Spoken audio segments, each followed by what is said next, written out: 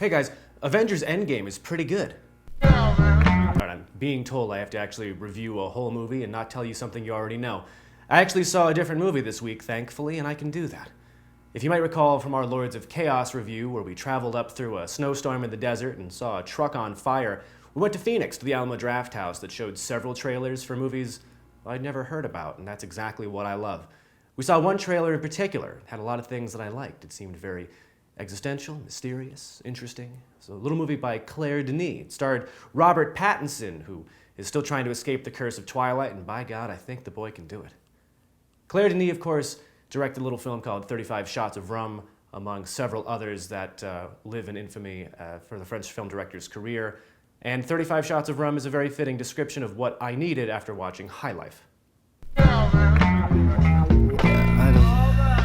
don't know what to say. It's sort of tough sometimes when you talk to people about movies. In many ways, the movies you like can get you judged in the same way as the music that you like. And when you talk to people about great movies, as I've said before, that doesn't always mean the same thing as your favorite movies. And so when somebody says to me, for instance, that their favorite movie that they'd watch on a desert island is Schindler's List, I think that's pretty pretentious. For me, my favorite films would probably be things that would never make a top 100 greatest films list, but I can still respect the difference between greatness and my personal preference. Nevertheless, people often drop the phrase pretentious when talking about people's preference in films. If you like David Lynch, you're an art house elitist who's up their own ass. Get real. So obviously, the word pretentious is one that I try to never use. I think it's kind of been watered down over time. Nevertheless, upon exiting High Life, my first thought was, wow, that was fucking pretentious. And we have to remember that at some point in time, some unfortunate soul walked out of a theater in the 1960s having just seen 2001: A Space Odyssey. Confused, knowing that it was unlike anything they'd ever seen, sure, they may have recognized its aesthetic beauty, but they still might have hated it.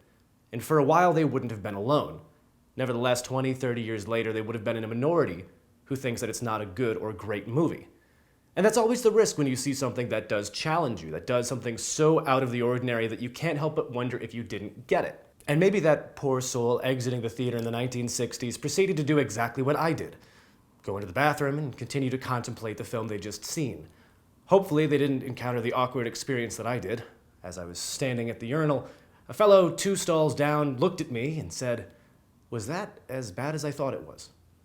I have never engaged in a conversation in a bathroom before. I felt compelled. Yes, it was. Now this has been kind of a long intro to get to talking about High Life, and I have to tell you, I was very excited going into this movie. I intended to see it last week and I'd held off, so hopefully I could go see it with friends or bring my girlfriend and really just experience it. After seeing the trailer, I think everybody thought this had all of the tools to be a really interesting sci-fi epic. The trailer is a little bit ambiguous though, and unfortunately what you see in the trailer is not quite the film that you get, and that's not always a bad thing. I've talked about this before. The biggest problem with the film isn't necessarily its construction, maybe its structure. It's not the acting. Robert Pattinson does fine, and the other actors are serviceable in their small roles. Everything seems to be as it should be, and there are some gorgeous scenes that kind of stand alone and out of context are gorgeous in their own right. The problem really comes when it tries to weave together its narrative. And of course, being a sort of ambiguous and mystical film in its plot and having a complex storyline isn't always a bad thing. After all, I am a fan of Mulholland Drive, Persona, films of that nature. The big difference is Mulholland Drive is fully aware that the story and the narrative is told like a bad dream. Things don't have to make sense. That's the lack of rules it's created. High Life, however, seems to be weaving you a tapestry and a story that plays in from one scene to the next, some jumping forward and backward in time. That really still doesn't seem very coherent. Characters don't necessarily have strong motivations. You don't necessarily learn about their identities and what drives them. And from time to time, you just get scenes and interactions that feel forced, that feel bizarre for the sake of bizarre sake. And perhaps, of course, I'll be the first to admit, like that fellow walking out of 2001, maybe I didn't get it. The biggest thing for me is, my role here is really to talk about not just what I took out of a film, but who would like it.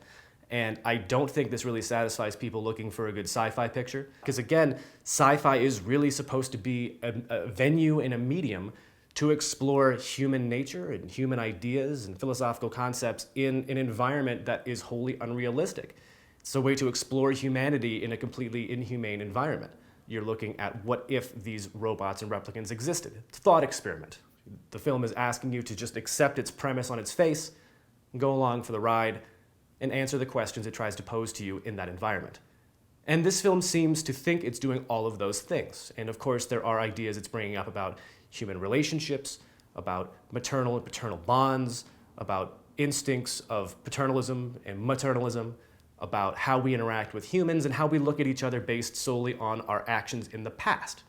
At its core, it's a film about people who are sent on a spaceship jettisoning through space because they are social deviants, social outcasts, and this is better than prison. And this is not necessarily an idea that's original to science fiction. And it's not necessarily an idea that they explore coherently. At times you do get great visuals, but while for Interstellar or 2001 the visuals are to accompany a story or are to emphasize certain points, for this they sort of just feel empty and hollow, as if the emotion that the scene is supposed to convey is supposed to come from these characters we really don't understand or feel much of a connection with. Also, while I hate children in film, I fucking hate babies in film the most. And so I guess the biggest thing is, at the end of these, I really try to come out and be objective and fair and honest. And when I don't like a film, I enjoy the opportunity to at least elaborate on what it was I didn't like, while not being cartoonish and overly animated. I like to be genuine about that. Unfortunately, this was the kind of movie I walked out of and I just felt hollow. I felt like I had really wasted 2 hours. And it's disappointing because a lot of people that I know liked it, and it still has a really high score on Rotten Tomatoes and other review sites. Unfortunately, for whatever reason, I guess I just didn't get it, and it left me kind of thinking about the nature of art house film or pretentious films, as some might say. And really, it should come down to one of three things. Was this film entertaining? If nothing else, it wasn't boring. This failed that. I was bored at several points. Was this film engaging? Was there an interesting story with interesting characters that, whether or not there's a greater meaning to it or whether or not I left it feeling like it was memorable or that I learned something, did none of that.